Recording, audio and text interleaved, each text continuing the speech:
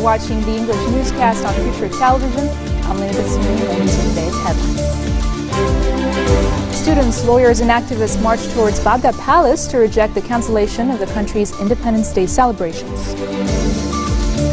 Ministers stressed their support for the food safety campaign waged by Health Minister Wael Abu Faoud, considering it a necessity to end the chaos in the country. And Storm Misha hit several parts of Lebanon with heavy rain and is expected to last for 2 days. Students, lawyers and activists have marched towards the presidential palace in Mount Lebanon's Babda region to reject the cancellation of the country's Independence Day celebrations. Demonstrators raised Lebanese flags chanting the national anthem. The rally was organized by the Joy of Giving Association, private and public schools, the Lebanese Bar Association and the civil society. Heavy rains and wind didn't prevent gatherers from marching to Babda Palace. The rally was held under strict security measures by the Lebanese army that closed all entrances leading to the presidential palace and surged participants. School buses drove students from several areas to the gathering point in Al Sayad roundabout. The rally was held under the slogan, "You cancelled the celebration, but we are the independence." The head of Bar Association, George Jrej, told protesters that the association is keen to preserve democracy. He demanded politicians to carry out actions and elect a new head of state. Many also reacted. This will be the first time since the end of the Civil War which Lebanon celebrates its Independence Day without actually a president at the realm of the state. So a lot of Lebanese are alarmed by this fact. But certainly this is not actually the reason. This is actually the product of what's happening around us. So the political schism in the country and in the region has reflected badly on the Lebanese political system. So the non-existence of a president at this moment in time is not actually that alarming, because even if the president did exist, there's a deadlock or a collapse in government or a paralysis.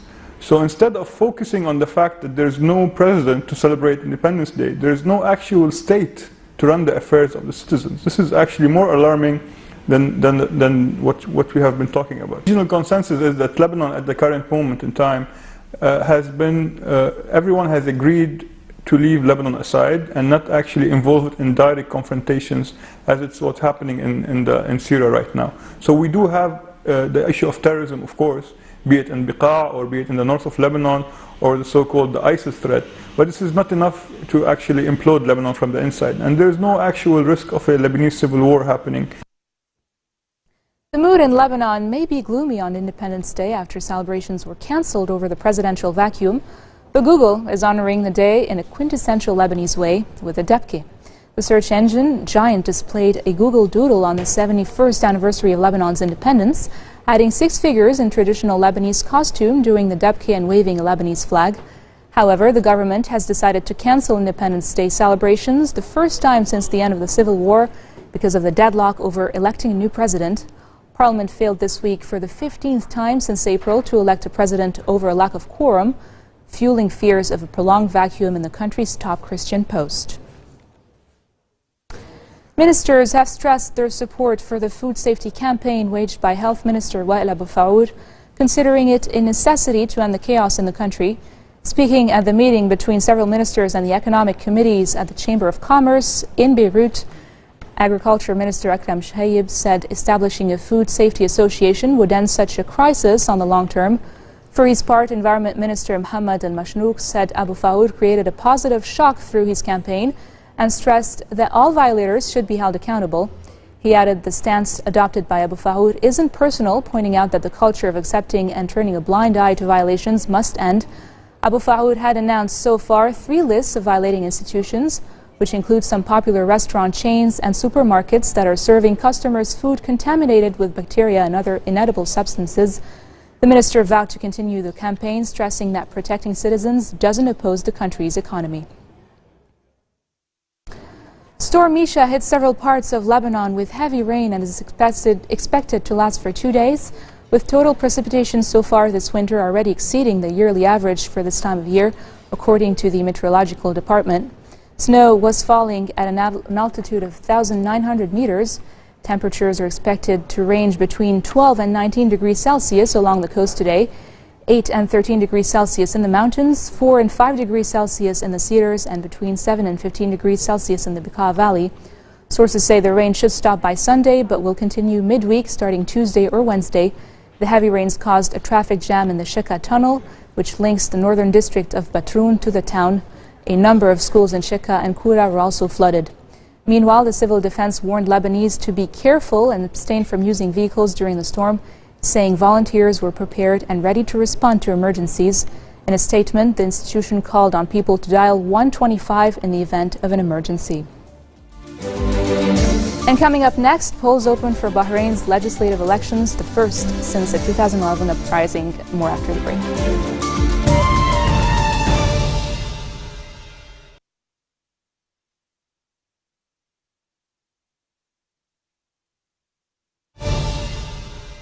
Welcome back. Islamic State terrorists have released a new video featuring kidnapped photojournalist John Cantley, who talks of accepting his fate as he criticizes a failed rescue attempt by U.S. forces and Western unwillingness to negotiate. The well-produced video appears again as a morality lesson to the West and has Cantley apparently reading from a script. Have a look.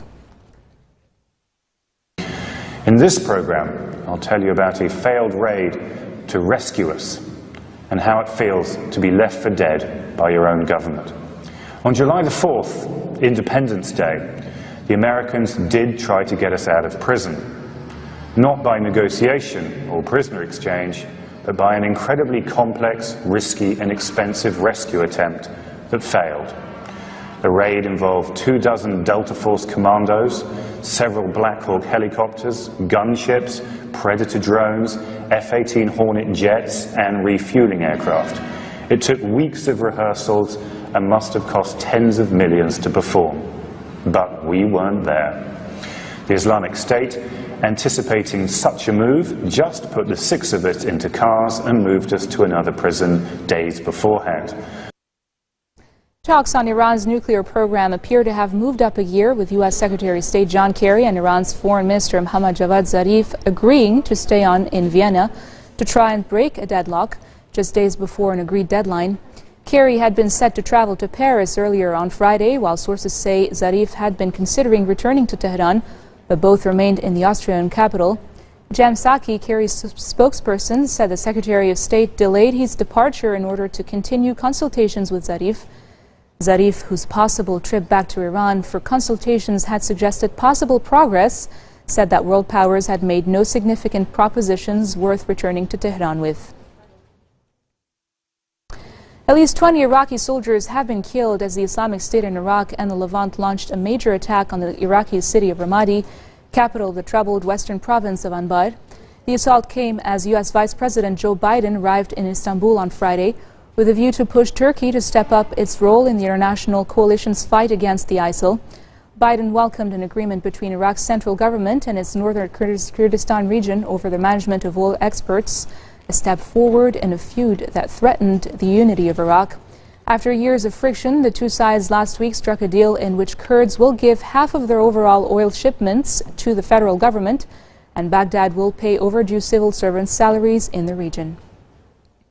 With U.S. support, Turkish leadership, Azeri leadership, this ambitious project of traversing Azerbaijan through Georgia, Turkey, Greece, Albania, and Italy will bring gas for the first time from the Caspian to Europe, a game changer for energy security in Europe.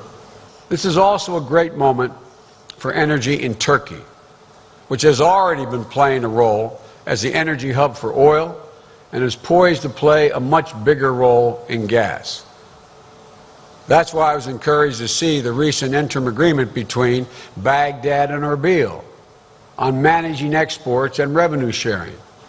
And we continue to support the development of a strategic pipeline from Basra to Ceyhan. But here in Europe, energy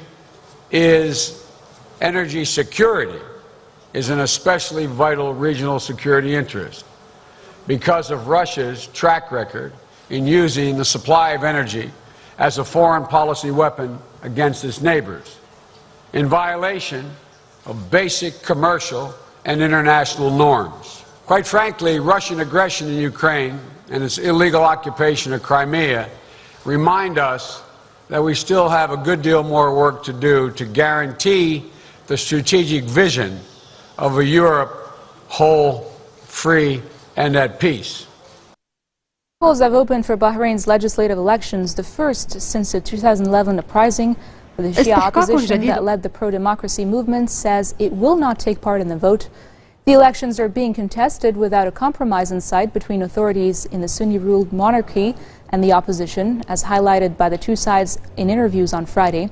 The Gulf state's electorate of almost 350,000 is being called to choose 40 deputies, with most of the 266 candidates being Sunnis.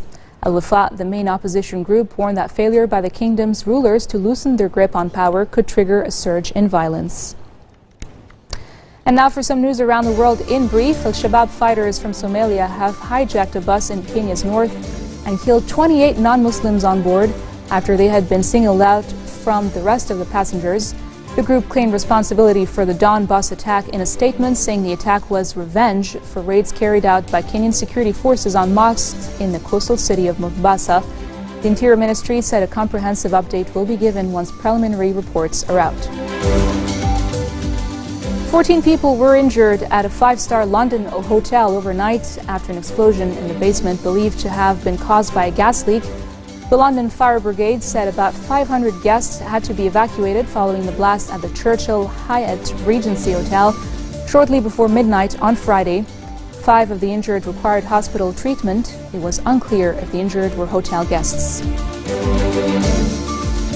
A snowfall that brought huge drifts and closed roads in the Buffalo area of New York State finally ended as the looming threat of rain and higher temperatures through the weekend and beyond raised the possibility of floods. The heavy snow still threatens to collapse more roofs before it melts, and officials are urging stir-crazy residents not to drive unless absolutely necessary. While still in the United States, President Barack Obama has defended his decision to bypass Congress and overhaul U.S. immigration policy on his own, saying he was forced to act because of House of Representatives Speaker John Boehner would not let legislation come to vote. We're a nation of immigrants. It has always given America a big advantage over other nations. It keeps our country young, dynamic, and entrepreneurial. But today, our immigration system is broken, and everybody knows it. That's why nearly 2 years ago, I came to this school and laid out principles for immigration reform. And 5 months later, Democrats, Republicans, and independents in the Senate came together to pass a common-sense compromise bill.